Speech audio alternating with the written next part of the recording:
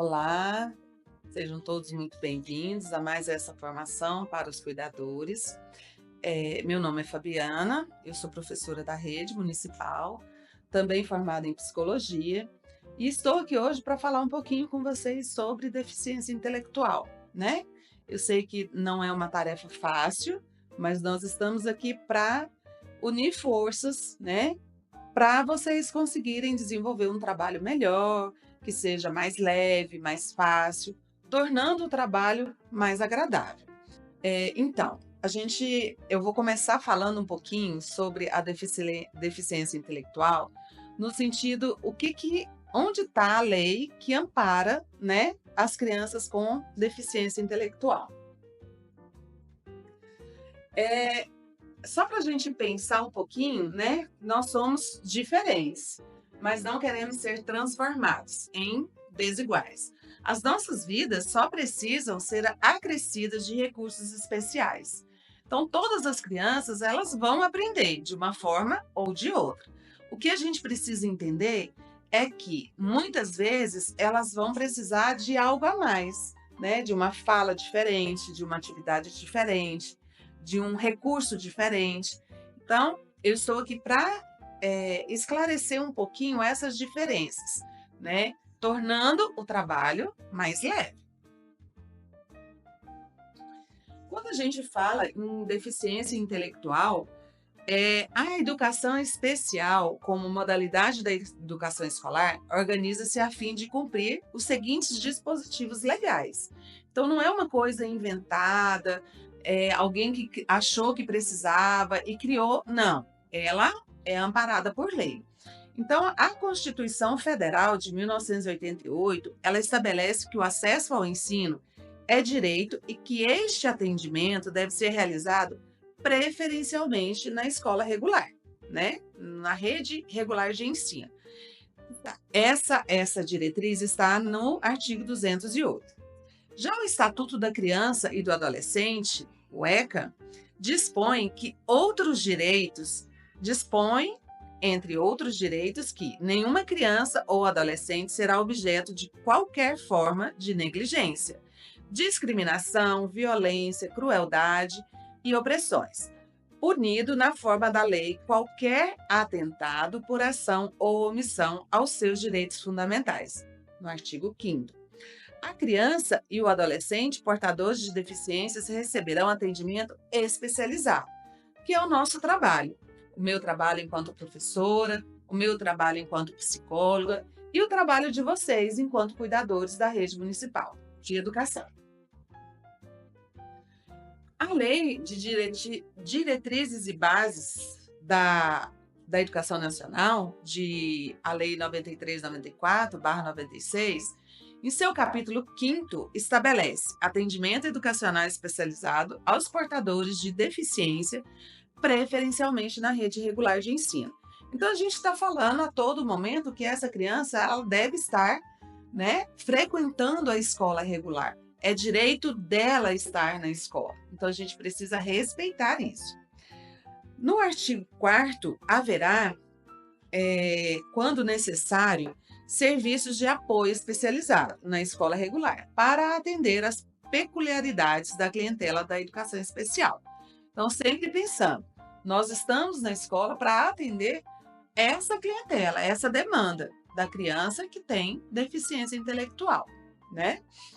Na resolução número 004 do Conselho Nacional de Educação, de julho de 2010, no artigo 29, diz que a educação especial, como modalidade transversal a todos os níveis, etapas e modalidades de ensino, é parte integrante da educação regular, devendo ser prevista no projeto político-pedagógico da escola, que é aquele famoso PPP. Alterações do Código Civil pela Lei número 13.146 de 2015 foi sancionado no dia 6 de julho, de 2015, que institui o Estatuto da Pessoa com Deficiência. Então, a gente entende que essa criança, esse estudante que tem uma deficiência, ele é totalmente amparado por lei. Então, a gente tem que tomar esse cuidado, né? Então, como educadores, qual que é a nossa concepção do desenvolvimento de aprendizagem? Será que eu penso assim, filho de peixe, peixinho é? Ou será que eu penso, diga com quem tu andas, que eu te direi quem tu és? Então, aquela criança que a gente vê lá na escola, ela, ela chega na escola com ela é portadora de uma deficiência intelectual. Aí, será que eu busco lá na família alguém que também é portador de deficiência intelectual? Então, né, filho de peixe, peixinho é? Ou será que é por causa do ambiente que ele vive, que o tornou assim, que ele não aprende, que ele tem sérias dificuldades, né? Ou será que eu penso um pouco diferente, que não é nenhuma delas? Então, o que que a gente pensa sobre isso, né? Como é que eu vou entender essa criança com deficiência? Eu preciso realmente saber da história dele, né? Qual é a bagagem que ele traz de casa, qual é a história de vida dele, né? Mas não é tudo isso, só isso que eu preciso saber. Tem muitas outras coisas além disso que eu preciso entender sobre a criança com deficiência. Então, a deficiência intelectual, ela caracteriza-se por limitações substanciais no funcionamento intelectual. Então, esse indivíduo, né, ele tem uma aprendizagem abaixo da média. Então, a gente entende que ele vai aprender de forma diferente. E pela existência simultânea, né, ao mesmo tempo, de outras limitações, como comunicação, cuidados pessoais, competências domésticas, habilidades sociais, utilização de recursos comunitários, autonomia, saúde e segurança, e aptidões escolares, lazer e trabalho. Então, e normalmente essa deficiência ela manifesta-se antes dos 18 anos de idade. Então, normalmente isso acontece logo após o nascimento ou com alguns meses de nascido e até mesmo semanas, anos, né? Então, a gente vai percebendo o desenvolvimento de cada criança. Ah, a criança demorou a andar, ela demorou a falar. Como é que foi isso, né? Houve alguma questão na gestação? A mãe, né, teve alguma doença? A gente precisa entender isso para saber identificar essa deficiência intelectual. Ah, mas somos nós que vamos identificar, nós professores, nós cuidadores? Não, não somos nós. Existem os profissionais adequados para essa identificação, para essa avaliação, né? E quem é que suspeita disso? Normalmente são os professores, os pais, os familiares, os médicos, eles notam algum atraso, como eu falei, né? De fala, de psicomotor, a criança tem dificuldade para andar, para aprender, socializar, né? Então, os sinais que podem aparecer são muito diversos e a gente tem que estar atenta a todos esses detalhes. E aí, o pai percebeu que a criança é um pouco diferente. O que que ele tem que fazer? Levá-lo a um profissional especializado para isso, né? Quais são as causas da deficiência intelectual? Então, uma primeira causa pode ser na concepção, né? Incompatibilidade sanguínea, doenças genéticas, muitas deficiências mentais estão ligadas a alterações cromossômicas, que é uma que a gente conhece muito, que é síndrome de Down, né? Outra causa pode ser durante a gravidez. A mãe teve problema com a alimentação, doenças que comprometem o feto, exposição da mãe a agentes tóxicos como álcool, tabaco, drogas, né? Então, tudo isso vai atingir diretamente a criança no útero da mãe, né? Outras coisas, tem a radiação, infecções, a gente não pensa, né, que o sarampo e a rubéola são grandes é, problemas que a mãe pode enfrentar durante uma gestação, que pode vir a causar uma deficiência intelectual. Medicamentos, a gente tem que tomar muito cuidado para isso, né? Durante o parto, é outro problema que pode causar uma deficiência.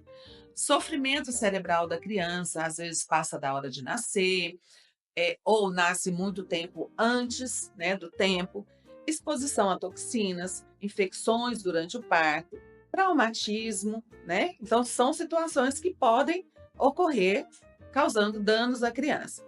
Depois do nascimento, doenças infecciosas ou virais, intoxicações, traumatismos cranianos, acidentes, asfixia, quase afogamento, causas socioambientais, falta de estímulos físicos, sensoriais, falta de cuidados, né? Então, todos esses fatores influenciam nessa, nessa questão, né, da deficiência, nas causas da deficiência intelectual. E aí, tá bom, mas as crianças são diferentes, né? As deficiências são diferentes. Elas existem graus de deficiência. Embora existam correntes, né, de estudo que para determinar o grau de deficiência intelectual, eles utilizam as técnicas psicométricas. O que é isso? São testes aplicados às crianças. Que mais e o resultado desses testes, eles utilizam o QI, que é o coeficiente intelectual, para a classificação do grau. O QI é o resultado da multiplicação por 100 do quociente obtido pela divisão da idade mental com a idade cronológica. Então, eu aplico um teste, né? Esse teste vai me dar um valor e eu vou fazer essa conta aí. E aí ele vai me dar um resultado final sobre esse QI da criança. A partir daí, a gente vai definindo, né? Quais são os graus de deficiência intelectual. Se ela, segundo a Organização Mundial de Saúde, ela pode ser leve, ligeira, né? Então, a criança, ela é educável, ela pode chegar a realizar tarefas mais complexas. A sua aprendizagem é um pouco mais lento do que as demais. Porém, elas vão permanecer em salas comuns, embora precisam de um acompanhamento especial, né? De uma atenção especial. Elas podem desenvolver também aprendizagens sociais e de comunicação. Têm capacidade para se adaptar e integrar no mundo laboral, ou seja, elas conseguem trabalhar, né? Apresentam atraso mínimo nas áreas perceptivas e motoras. Geralmente, não apresentam problemas de adaptação ao ambiente familiar e social. Então, é um adulto que vai trabalhar, que vai socializar, que vai interagir com o meio tranquilamente. Ele vai demorar um pouquinho mais para aprender, mas ele vai conseguir se sair bem. Quando a gente fala do grau moderado, né, ou médio, são capazes de adquirir hábitos de autonomia pessoal e social. Podem aprender a comunicar pela linguagem oral, mas apresentam dificuldades na expressão e na compreensão oral. Então, eles têm mais dificuldade em comunicação. Às vezes, eles não conseguem expressar seus pensamentos, suas emoções, seus sentimentos, né? Ou têm mais dificuldade. Apresentam um desenvolvimento motor aceitável e têm possibilidade para adquirir alguns conhecimentos pré-tecnológicos básicos que lhes permitem fazer algum trabalho. Então, são pessoas que vão ingressar, que vão conseguir ingressar também no mercado de trabalho ou realizar alguma tarefa em casa. Dificilmente chegam a dominar as técnicas de leitura, escrita e cálculo. Eles vão ter mais dificuldade. Mas isso quer dizer que eles não vão aprender? Não, né? Significa que eles vão ter mais dificuldade. Pode ser que ele consiga aprender, mas também pode ser que não. Já o nível, né, grave e severa, eles necessitam de proteção e ajuda, pois seu nível de autonomia é muito pobre. Eles não conseguem fazer tudo sozinhos. Apresentam muitos problemas psicomotores, né, que é locomoção, coordenação motora fina, ampla. A sua linguagem verbal é muito deficitária. É lá uma comunicação bem primária. Podem ser treinados em algumas atividades da vida diária básica e em aprendizagens pré-tecnológicas simples. Então, eles vão aprender a mexer no telefone, no computador, né? Ter mais autonomia na sua vida diária. Isso eles vão aprender, pode ser ensinado. E a gente precisa acreditar que eles são capazes de aprender. Isso é muito importante. A deficiência profunda, esse indivíduo vem com grandes problemas sensório-motores e de comunicação, bem como de comunicação com o meio. Então, eles não conseguem socializar, expressar o que sente, se comunicar com o outro. São dependentes dos outros em quase todas as funções e atividades, pois as suas deficiências físicas e intelectuais são gravíssimas. Excepcionalmente, terão autonomia para se deslocar e responder a treinos simples de autoajuda. Então, também a gente precisa acreditar que eles são capazes de aprender. Dentro das limitações que ele apresenta, alguma coisa ele vai conseguir aprender. Então, se comunicar de alguma forma, ter alguma autonomia para se locomover. Então, a gente precisa acreditar na aprendizagem deles. Então, quais são as principais características de um indivíduo que apresenta deficiência intelectual? Falta de concentração. O foco, eles não conseguem manter um foco muito tempo em uma atividade, né? Principalmente aquelas que são desafios, que têm um maior grau de dificuldade. Entraves na comunicação e na interação, é o que a gente fala. Eles têm muita dificuldade na interação social. É difícil para eles, né? Porque eles se sentem muitas vezes excluídos pelos colegas. Então, a gente tem que trabalhar para que essa criança consiga socializar, que ela consiga se comunicar com seus pares. Menor capacidade para entender a lógica de funcionamento das línguas, por não compreender a representação escrita ou necessitar de um sistema de aprendizado. Então, a leitura e a escrita para eles é um desafio muito grande. Talvez o mais importante para ele, nesse momento, não é aprender a ler e escrever. Talvez o mais importante para ele é ele ter mais autonomia, é ele ter uma interação com os colegas, é ele saber a hora de sentar, de levantar. Então, a gente não precisa colocar a escrita e a leitura em primeiro plano para essa criança. Vamos entender o que realmente essa criança precisa. Pode-se dividir, né, dentro das características principais, pode-se dividir os sinais apresentados pela pessoa com deficiência intelectual em 4 áreas. A área motora, que se a deficiência intelectual for leve, o aluno apresentará apenas algumas alterações na motricidade fina.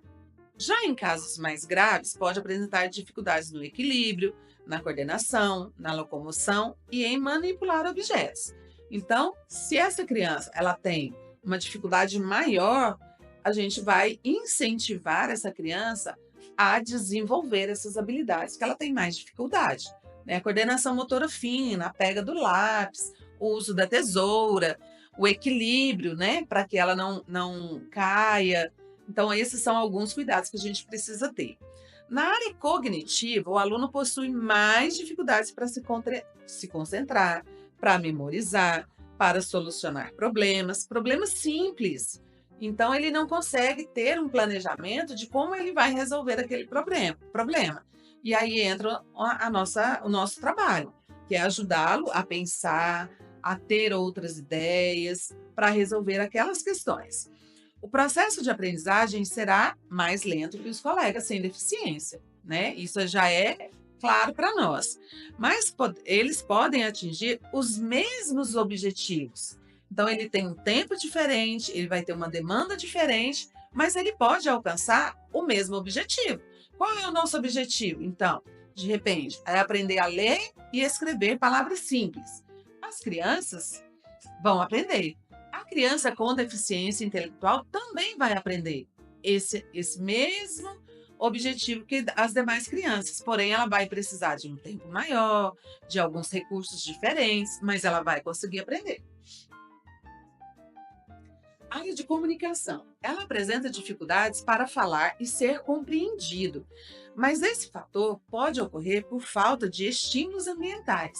Então, muitas vezes, aquela criança está sozinha, né? Ela em casa, ela não tem estímulos, né? Mas eu não posso me prender à falta de estímulos no ambiente familiar. Então, se ela não tem estímulos no ambiente familiar, aqui na escola a gente vai incentivar, vai trabalhar a oralidade, vai incentivar ele a falar o que ele sente, a comunicar com os colegas, a comunicar com os outros professores. Isso faz parte do nosso trabalho. A gente precisa interagir mais com esse estudante, estimular ele em todas as áreas. Não é porque ele tenha dificuldade de socializar, de falar, de se expressar, que eu vou deixar de incentivar. Não, é nesse sentido que eu vou trabalhar com ele. Né? Se ele fala e a gente não entende, então tá bom, vamos conversar com ele devagar, pede para ele repetir outras vezes o que ele falou, até que ele seja compreendido, né? Na área socioeducacional, a diferença entre idade mental e cronológica faz com que a capacidade de interagir socialmente diminua. Então, a gente precisa entender o que é a idade cronológica e o que é a idade mental, né? Eu não posso deixar essa criança, porque ela tem uma idade mental mais baixa, com crianças de menor idade, porque senão ela não vai se desenvolver. Ela precisa de estar num grupo de crianças, de seus pares, que tenham a mesma idade cronológica, porque a partir daí essa criança vai se sentir mais incentivada a trocar ideia, a falar, a se comunicar com seus pares de iguais, né? E aí, esse fato, quando a gente, quando ele tem essa dificuldade nessa área socioeducacional, piora quando o aluno é colocado em turmas com idade igual mental, né? Então ele não vai se desenvolver, ele precisa ter interação com crianças, com indivíduos da mesma idade cronológica, para que ele se desenvolva. Como que eu posso lidar com essas pessoas? Você deve agir naturalmente. Você chegou, tem uma criança, um indivíduo, né, que você percebe que ele é deficiente intelectual. Você vai cumprimentá-lo, você vai se despedir, você vai tratá-lo com respeito, com consideração. Se for uma criança, trate-o como uma criança. Se for um adolescente, você vai tratá-lo como um adolescente, com os assuntos do adolescente. Se for uma pessoa mais velha, um adulto, você vai tratá-lo como um adulto. Então, assim, você não vai conversar com um adulto como se ele fosse uma criança, ou conversar com um adolescente como se ele fosse um adulto, né? Trate-o como tal. Não as ignore. Ele precisa ser notado, né? Ele precisa ser percebido. E como é que eu faço isso? Cumprimentando, me despedindo, como eu faria com qualquer outra pessoa. Dê atenção a elas, converse. Essa conversa pode ser divertida. Então, não é uma coisa difícil de se fazer. Quando você trata o outro como ele deve ser tratado, essa interação se torna divertida. Então, a gente precisa ser natural, palavras simples, palavras amistosas. Não superproteja essa criança com deficiência, ou esse adolescente, ou esse adulto. Deixe que ele faça ou tente fazer as coisas sozinho. Para quê? Para que ele desenvolva a autonomia. Ele precisa ter essa autonomia para que a vida dele continue. Não subestime a inteligência desse indivíduo. As pessoas com deficiência levam mais tempo para aprender, mas elas vão adquirir habilidades necessárias, intelectuais e sociais. Lembre-se, o respeito está em primeiro lugar e só existe quando há troca de ideias. É o que eu falei. Então, vamos conversar, uma conversa leve, divertida com essa criança. Tudo isso ajuda ele a se sentir integrante do meio, participativo do meio, né? Ele tem que se sentir importante para isso. O respeito está em primeiro lugar e só existe quando há troca de ideias, informações, vontades. Por maior que seja a deficiência, lembre-se da deficiência da pessoa que está ali. A gente precisa ter isso em mente, né?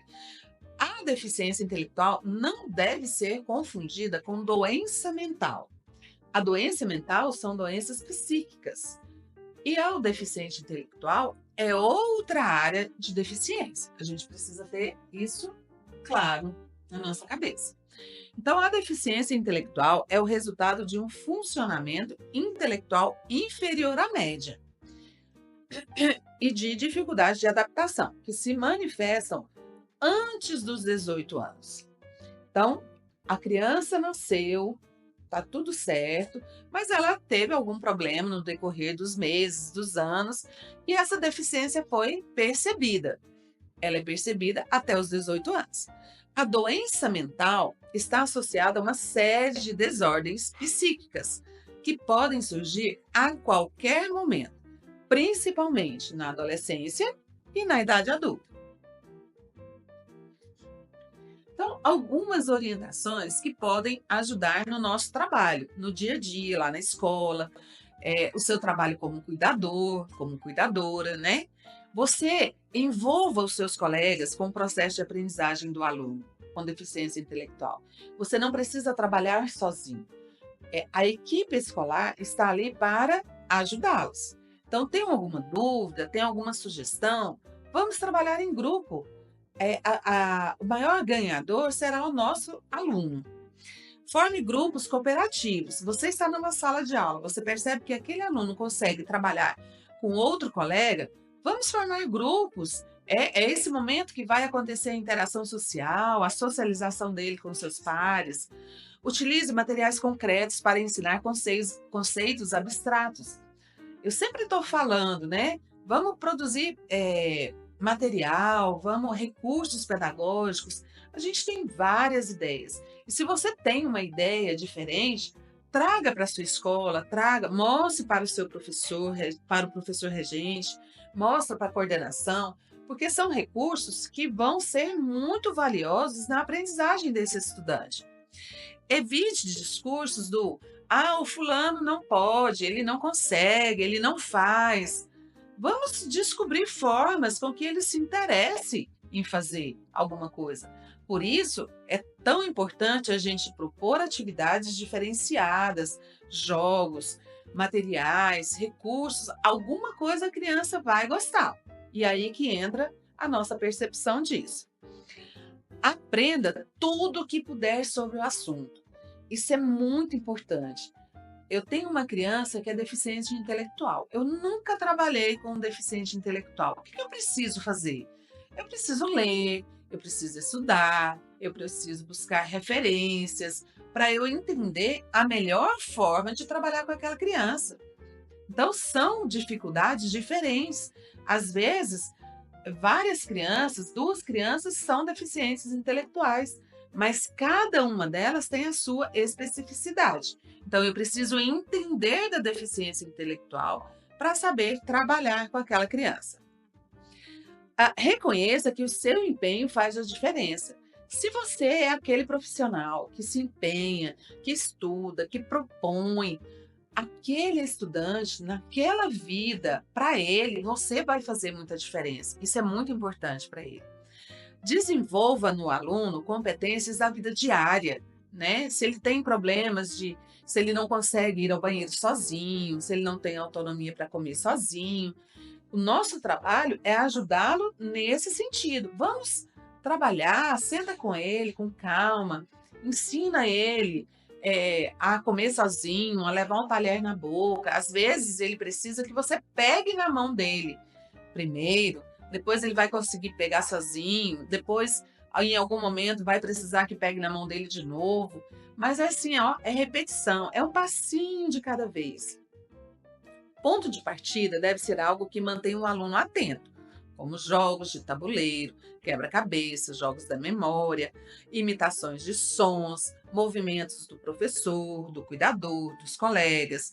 Então, tudo isso a gente tem que entender o que faz com que aquele estudante tenha foco na sua atividade que você vai propor. Motivar, elogiar, valorizar, tudo isso aumenta a autoestima do seu estudante e ele vai querer sempre aprender mais. Ele vai ficar motivado a querer aprender mais. Utilizar no seu trabalho diferentes tipos de linguagens, como música, arte, expressão corporal. Então, são atividades que às vezes não funcionou com um determinado estudante, mas vai funcionar com outro. Então, tenha sempre isso em mente, né? Cada um vai aprender do seu jeito. E aqui vai algumas orientações, algumas sugestões de materiais que você pode estar desenvolvendo na sua escola, com o professor, com a coordenação. Você pode propor para o professor, né? Esse jogo, essa atividade aqui, por exemplo, você vai trabalhar nessa primeira atividade aqui, você vai trabalhar cores com a criança. Você vai desenvolver o movimento de pinça. Você vai desenvolver a coordenação motora fina, porque ele vai ter que pegar a tampinha e encaixar na cor certa e rosquear. Isso é uma atividade de coordenação motora fina. Ah, é muito fácil para você. Para aquele estudante que tem dificuldade, talvez ele nem consiga. Talvez você precise dar uma ajuda total para ele, pegar na mãozinha, ajudar ele a colocar a tampinha. E aí você vai trabalhar. Ah, que cor é essa? Laranja. Se a criança não responde, você fale por ela. Pega então a tampinha laranja e vamos colocar aqui. Sempre dando esses comandos, né? Aqui você vai trabalhar a quantidade. São alguns envelopes, né? Aqui. E aí você vai colocar os palitinhos de picolé. Ah, que número é esse? É o número 2. Então vamos pegar 2 palitinhos e colocar aqui. Você vai contar com ele, às vezes ele não consegue. Mas aí entra o seu papel. Você vai pegar os palitinhos, vai contar com ele, vai pegar na mãozinha e vai colocar lá. E tá tudo certo. O outro aqui, as crianças gostam muito de dinossauros, né? Eles estão hoje numa onda de dinossauros. Você vai fazer uma ficha nominal. Pode ser essa de dinossauro, pode ser uma ficha retangular normal. Coloque a foto, coloque o nome. Aí tem prendedores, né? Que a gente colocou. E aí ele vai trabalhar o quê com esse prendedor? Coordenação motora, movimento de pinça, identificação das letras. Tudo isso você vai trabalhando. Lembrando sempre que são materiais concretos, que ele vai desenvolver as habilidades necessárias. Aqui ele vai trabalhar coordenação motora também, que ele vai pegar um cordão, vai enfiar dentro do macarrão e vai trazer esse fio daqui até o outro lado. Uma atividade diferenciada. Esse outro quebra-cabeça com as frutas é um material muito simples para aquela criança que tem muita dificuldade. E você vai trabalhar o quê? As cores, você vai trabalhar a fruta, qual é a fruta preferida dele. Muitas vezes ele não vai saber nomear, mas ele vai conseguir montar. Se ele não conseguiu nomear, você nomeia para ele, né? É repetição. Todos os dias você vai trabalhar isso com ele, até ele conseguir desenvolver essa habilidade. Outro jogo é formação de palavras, alfabeto móvel. Você vai, para aquelas crianças que já conseguem aprender um pouco mais, você vai trabalhar a figura e ele vai formar a palavra, né? Aqui também você vai trabalhar com alfabeto móvel, formação de palavras. Esse alfabeto móvel, ele pode montar palavras, ele pode montar o nome dele, pode trabalhar o seu nome, várias coisas. Nesse alfabeto móvel, inclusive, pode trabalhar cores, pode trabalhar as letras iguais e diferentes. Então, são vários comandos que você vai trabalhar ao mesmo tempo. A outra ficha do nome que eu falei é uma ficha mais simples, né? A gente pega só o nome da criança, os prendedores, é outra forma de trabalhar o nome. O nome para ele é muito importante, né? Toda criança tem que saber identificar o seu nome. Aqui a gente vai trabalhar formas geométricas, vai trabalhar cores, coordenação motora, limite, Brincadeiras, a criança, olha só quantas brincadeiras vocês podem desenvolver com a criança. Pular corda, jogar bola, brincar de boneca. Então, a brincadeira para a criança é muito importante. Se ele está cansado da sala de aula, nada impede que você vá para fora da sala com um objetivo, claro, para que ele desenvolva com uma brincadeira. Você não vai deixar uma criança solta, você vai pegar e vai desenvolver uma brincadeira. O bambolê também é uma atividade que eles gostam muito. E aí, são precisamente as alterações da natureza pelos homens e não a natureza enquanto tal que constitui a base mais essencial e imediata do pensamento humano. Quem falou isso foi o Frederick Engels, de 1978. Então, é uma mensagem para a gente pensar, para a gente ver como é que está o nosso trabalho, como que eu posso melhorar o meu trabalho, lembrando sempre que o nosso trabalho ele reflete diretamente naquele estudante. Então, se eu me empenho, se eu estudo, se eu me dedico, se eu estou feliz com aquilo que eu estou fazendo, quem mais vai ser atingido com isso tudo vai ser a nossa criança. Então, quem vai tem mais possibilidade de se desenvolver, de aprender, vai ser a nossa criança. Então, foi uma fala rápida, breve. Eu me despeço agora, agradecendo a todos pela atenção. O nosso trabalho é muito importante, o seu trabalho é muito importante. E você precisa saber que na escola nós somos uma equipe, nós estamos todos juntos para atingir aquele aluno que você acompanha, aquele aluno na escola, né, que está lá necessitando da nossa ajuda. Então, eu estou à disposição para qualquer dúvida. Se você tem dúvida, se você quer saber de mais alguma coisa, mais alguma sugestão, deixa aí os seus comentários, né? Nós estamos à disposição de vocês. Gostaria de agradecer ao SEAD pela oportunidade, né, de estar aqui falando com vocês, ao Cefop pelo convite, e eu estou à disposição para qualquer dúvida. Conto com a ajuda de vocês na escola. Muito obrigada.